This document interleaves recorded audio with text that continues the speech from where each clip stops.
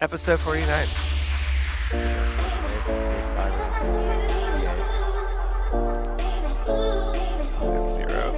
Wait, you gotta do it the other way because you're backwards. Oh. 0. Yeah, there you go. Anyway, it's another fun-filled week. I think, what was this? I was gonna say this week concludes earnings. Nothing notable this week. Well, I mean, there were a couple of those. Anyway, so yeah, we are heading out of earnings seasons, but we'll be talking a little bit about Elon Musk and Sam Altman going at it again very publicly. Very funny things happening on X.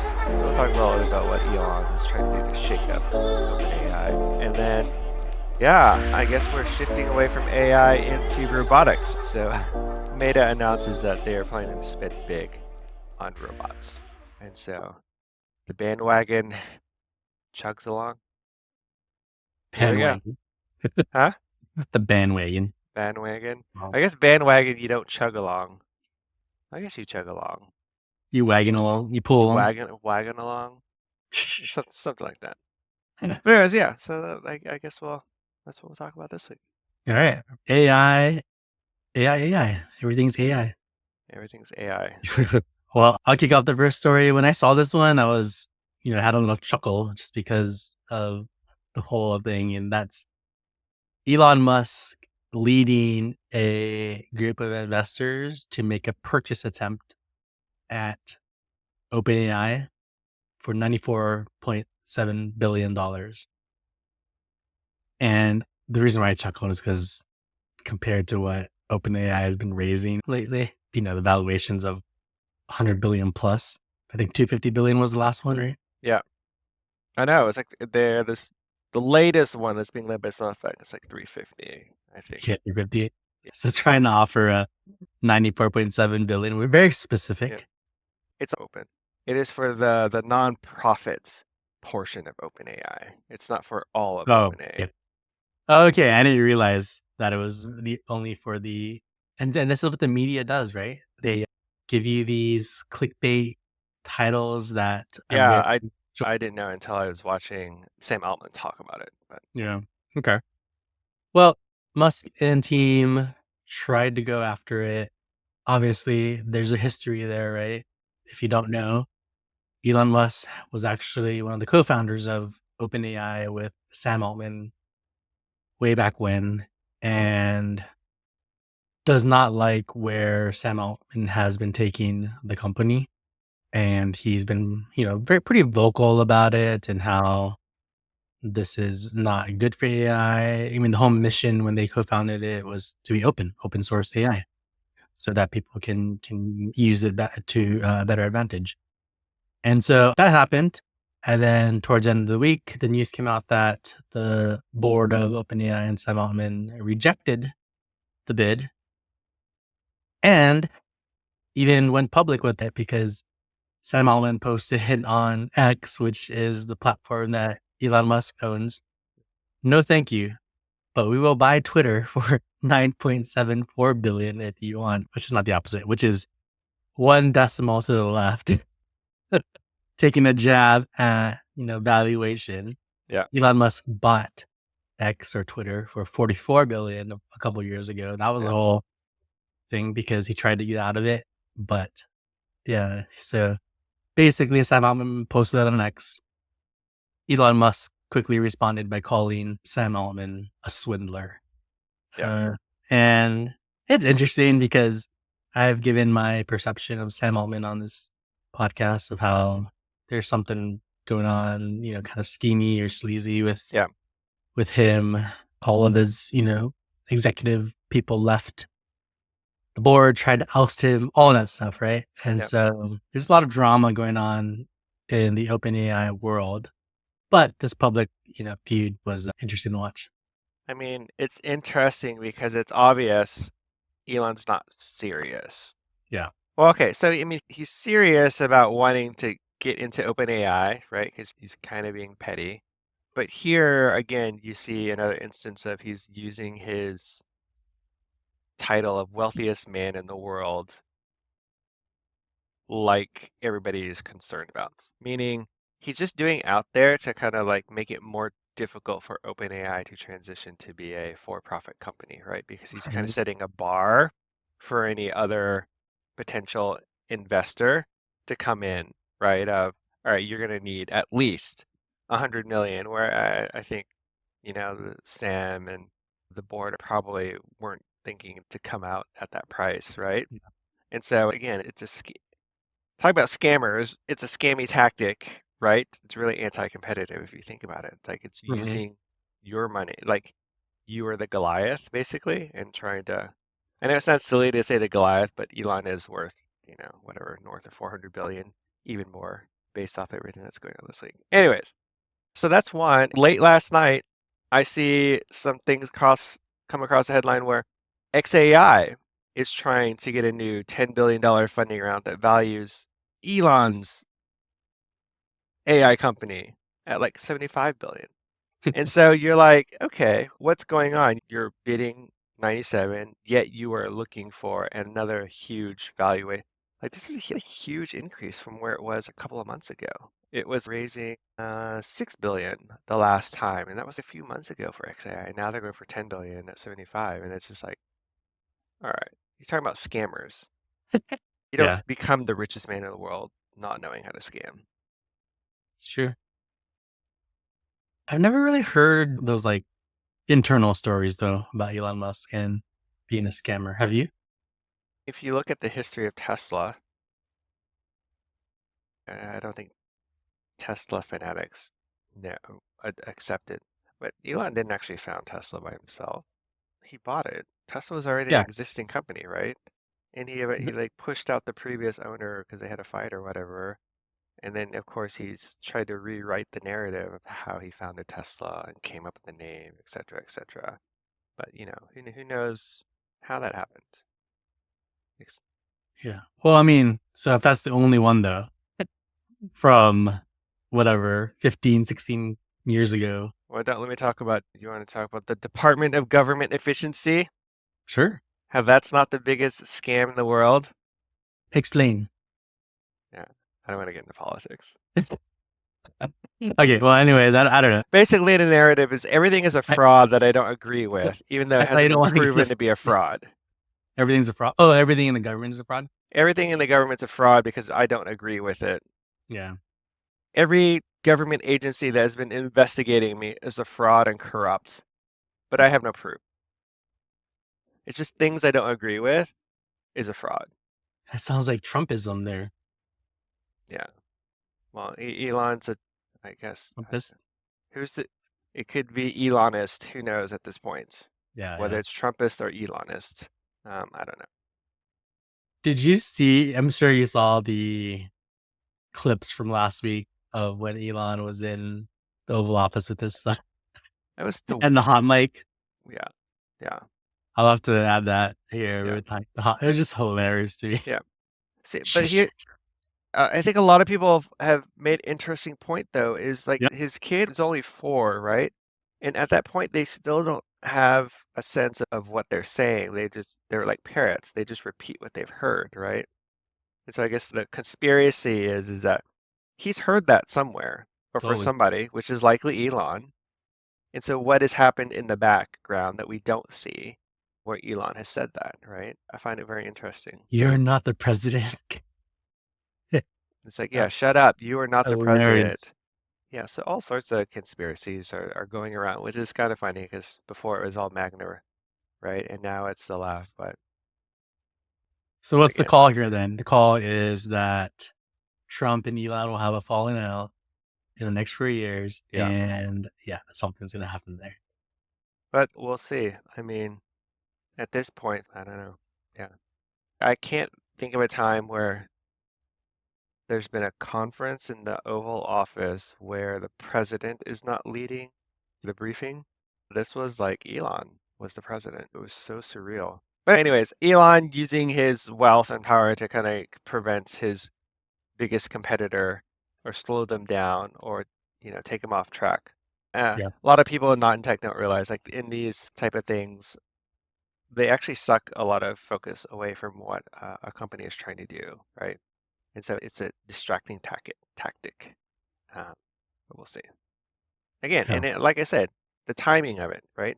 He did it a bit literally a day before when it comes out that his XAI company is looking for new Yeah. funding, right? Yeah.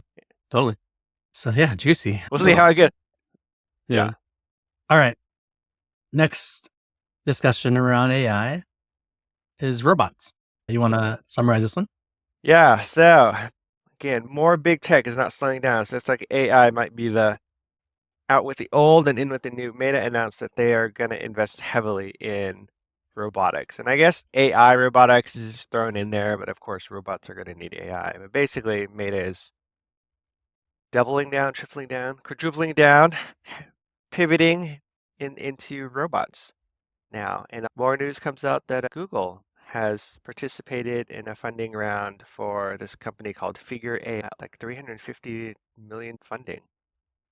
So I guess the big tech is now moving into robotics. I guess we all know Yeah. Tesla has been talking about their Optimus. Mm-hmm. Optimus in China, they are pushing heavily into robotics also. And so now the rest of big tech is pivoting into robotics. It's like Meta and robotics. I mean, I get it. They need to, right? Because they need their own type of hardware. Yeah. But anyway, interesting move. It is. I think it's a step function or stepping point for Meta in terms of expanding their business and their narrative. During COVID, that's when Facebook rebranded to Meta. And the whole thesis there was around the metaverse, basically virtual reality, augmented reality, spatial computing. That's what Zuck's thesis shifted to, and he went all in on it, right? He renaming the company this. Buying opportunity of a lifetime there. Yeah. And I still think it is, part of the main core thesis. I mean, these big companies, small companies sometimes take a month to pivot. Big companies are going to take years to pivot, right? Yeah. Yeah.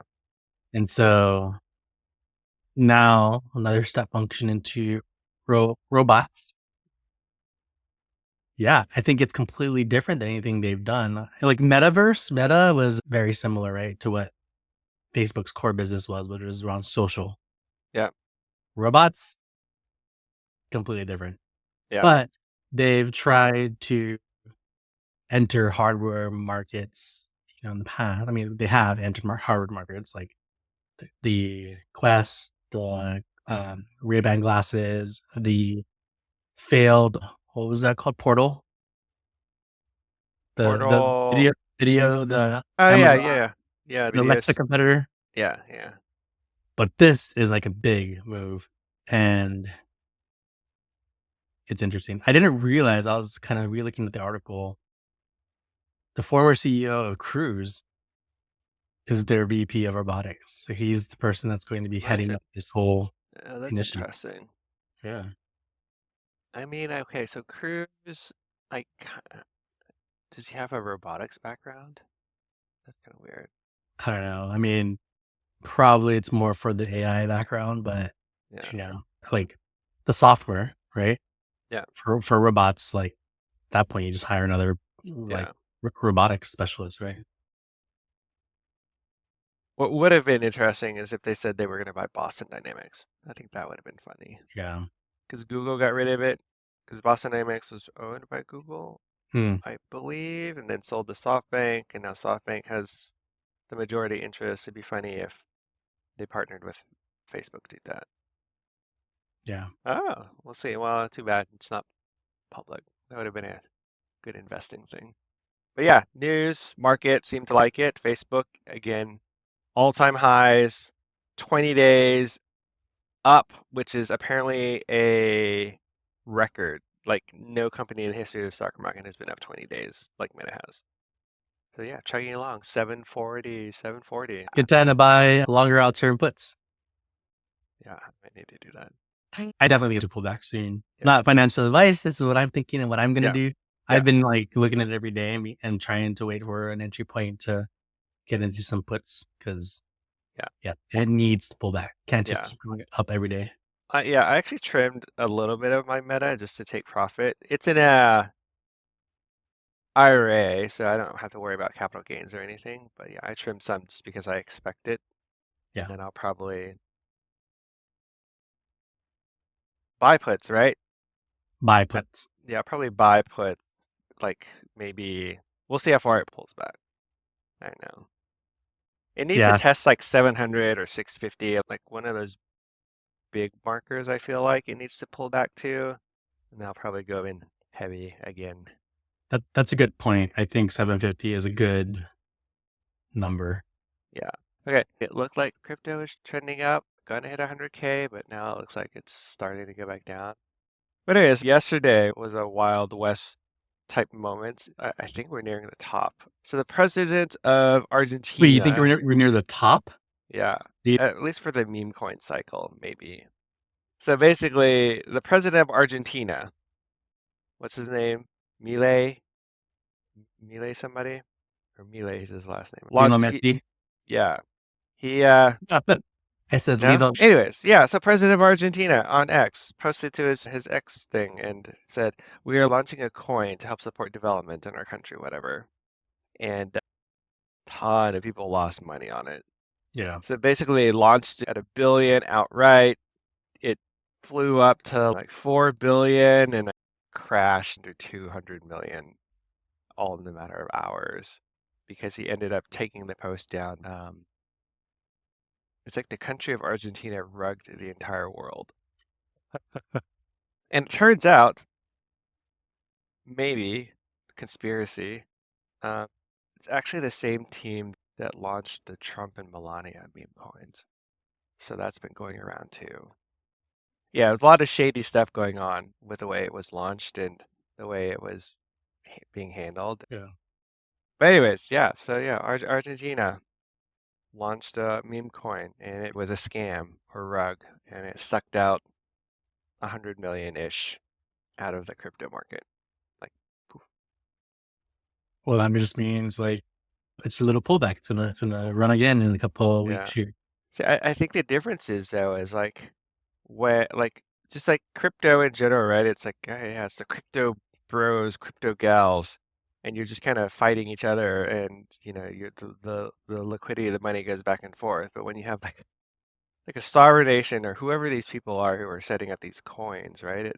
It sucks the money out of the markets, right? And it's hard for it to come back in, especially if it's coming from like retail and stuff. I mean, you can say the same thing about the stock market, but I think the scale and how rapid it happens, like it's going to take a bit for that vacuum to be put back into the crypto market. You know what I Yeah. mean? But Yeah. anyways, so there's that. Vine. Do you remember Vine? Vine, Yeah. like the coin Yeah. Well, the coin and the app. or the app. Yeah. Yeah. So I guess have I talked about this? I think So you talked about it like either last week or the week okay. before. Yeah.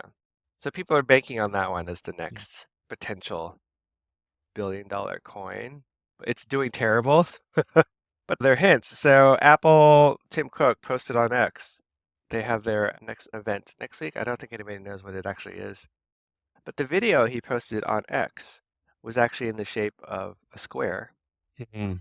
a 6-second square video, which is a Vine video. And this guy named Russ, who is the co-founder of Vine, Mhm. Elon retweeted it, which is interesting because Elon Musk never retweets Tim Cook. Yeah. So we'll see. A lot of theories. So yeah, so VineCoin, maybe that's the next thing people are looking at for next week. Yeah. Yeah. You have been in it. You've been in the trenches of memes. I have been in the trenches, yes. Not making Crazy. money, but I'm in the trenches. But Yeah. Well, all right. Well, let's see. Robotics. yeah, So we went from robotics to that, and then yeah, I mean, with all this investment in AI, robots, etc., I feel like we're gonna start seeing the realization of more robots in the next year. Now, that doesn't mean they're gonna be affordable to every Joe Schmo here, but I do think my I don't. Elon said by next year they're going to produce tens of thousands of robot. Optimus robots. Yeah, but they're still going to be thousands of dollars probably. Yeah. So what I'm saying is like the middle class down is not going to have a robot in their house. Oh yeah, yeah, yeah. But Only rich people only. rich people and businesses, I can imagine we'll start seeing businesses experiment with robots in the next year. Whether that's Chipotle with a lunch making robot, whether that's Target with a stocking robot, for example. Yeah. Or even other things. I think it's going to be a realization, but I feel like it'll be on a small Yeah. scale still next year. Yeah. But it's my call. We'll see. What do you think? I think, yeah, there's a lot of money being thrown at it, so it's like, we'll see. It's interesting. I think the argument has come of, right, so we invent these robots in our own image, but if you actually look at the human anatomy, it's not really the best purposed mechanical machine for many things, especially like what you talked about, right? So like at a Chipotle, you need to create food. You can probably build a more efficient, purpose-built machine to do that. And that there's have been startups like Like this, the coffee kiosk or like the salad maker, right? There's probably more efficient ways to do that versus kind of like a human framed robot. So I think that's interesting too. Or like stocking shelves, right? Like a human form is not the best for stocking versus, you probably want a tray thing that can carry inventory behind it and just kind of like pump things up onto a shelf very quickly. Oh, in restaurants, I saw this a lot when I was in Thailand, and I was like, wow, that's kind of cool. It's basically just a rolling robot, kind of like an R2-D2, that has shelves on it, and it delivers food to tables. It just rolls around, and everybody just walks around it, but it'll just roll around to a specific table, and it'll open up, and you just grab your food and pop it out. you have a Kura sushi there, right? No, have not. It's a conveyor belt sushi style. There is one in Austin, but they already use robots. They're like little round roller robots that have a tray. They use it to bring drinks and. Oh yeah, no, I've never seen it. Yeah, when I was in Thailand, it's the first time I've seen it in action in like a huge restaurant with tons of people and stuff. But yeah. So anyways, we'll see. I think Meta also, I wonder how quickly they'll ramp up just because it's not, unless they have a secret project going on. I'm sure they've been doing something like incubating something. Yeah. But it's exciting. I mean, I know. for me, being technology savvy people, it's exciting. Yeah. Will I ever own one? Probably not, but I guess it'll be fun to watch people do stuff with it. Yeah, my friend will own one. I'm in this mantra these days where it's like, I don't want to own anything. Just having a friend that owns something is much better. Yeah. Like power tool. Or we start another YouTube channel that does product reviews.